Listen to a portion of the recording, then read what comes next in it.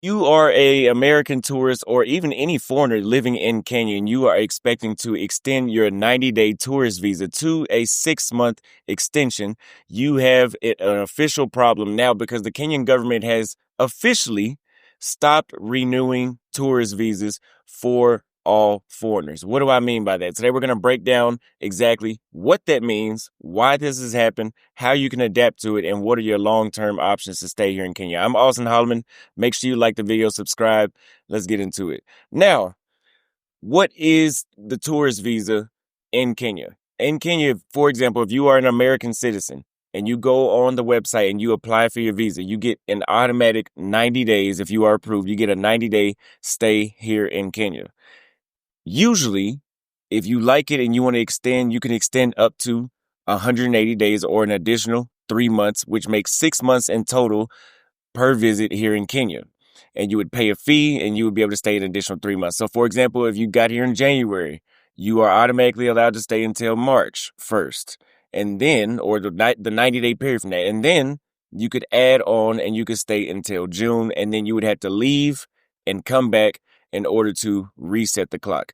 And Kenya has officially stopped doing that, which means that now if you got here in January, you would have to leave by March and go somewhere else and come back.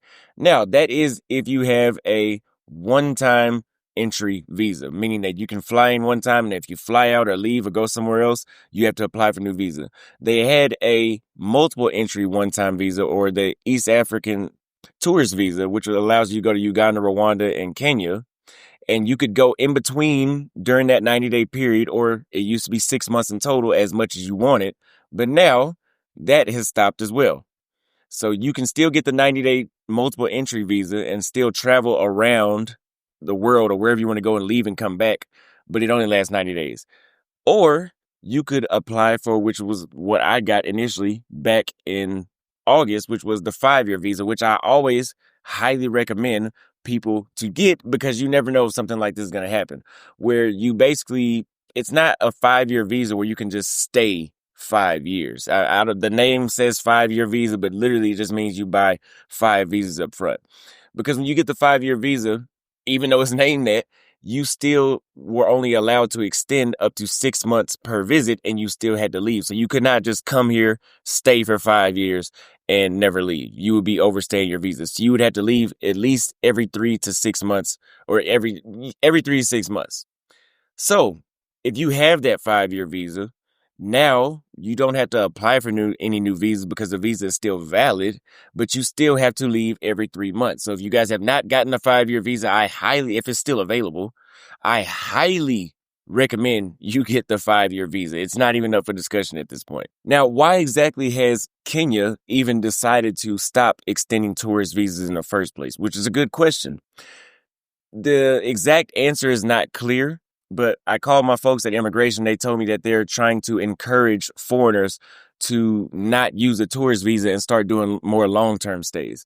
Now, that being said, what is the reason that people are not doing long-term stays in the first place? Well, I'm going to give you an analogy. So, for example, if you go to pretty much anywhere in South America, pretty much anywhere in the world, this is only African countries that are this expensive to do long-term stays. But if you wanted to go to, when I was applying for residency in Paraguay, and even Brazil and Chile and Argentina are usually all around the same price, which is usually about $1,500 for 2 years. That's $1,500 for 2 years. And you'd be able to, as an American, you'd be allowed to stay in Paraguay, Brazil for a 2-year period, just as if you were a regular citizen. You can go and come as you please. Now, in places like Kenya, it can be sometimes $6,000 for 2 years, or at the very least, 250,000 shillings, which is about $1,934 at the time of this video is being made, per year. Okay, so that's a huge difference. Now, recently they came out with the digital nomad visa, but I talked to my folks at immigration, and she has told me that they're pretty much only accepting people from war-torn countries, and Americans are finding a very hard time getting accepted for the digital nomad visa because they assume that we have $6,000 we have more money to spend on a long-term visa. I mean, you guys can take that as you want, but that's what they're saying. Now, the digital nomad visa was $1,000, and after processing, it was about $1,200 per year, which is not too bad. I mean, that's pretty much only if we want to take out the processing fees, that would only be about $500 more per year than it would be in somewhere like Brazil or Paraguay. It'd be about $500 more in total. But after processing fees, I guess we could make that another $900, which is still doable. But $6,000 for 2 years is absolutely insane. Now, let's go over some of the long-term stays that you have besides the digital nomad visa. You can always apply for a work permit. There are 2 types of work permits, and you typically have to renew those every year or every 2 years, which is a very frequent process of renewing those visas. Or you can get a student visa, which is the cheapest option. It only costs you a couple $100, but that's more than likely not going to apply to most people that are looking to move to Kenya.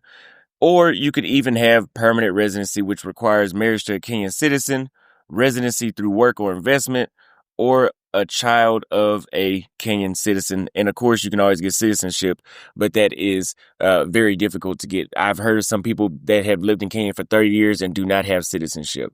Now, why do you want to get a long-term stay in the first place? Because the last thing you want to do is fly into Kenya and you are denied at immigration.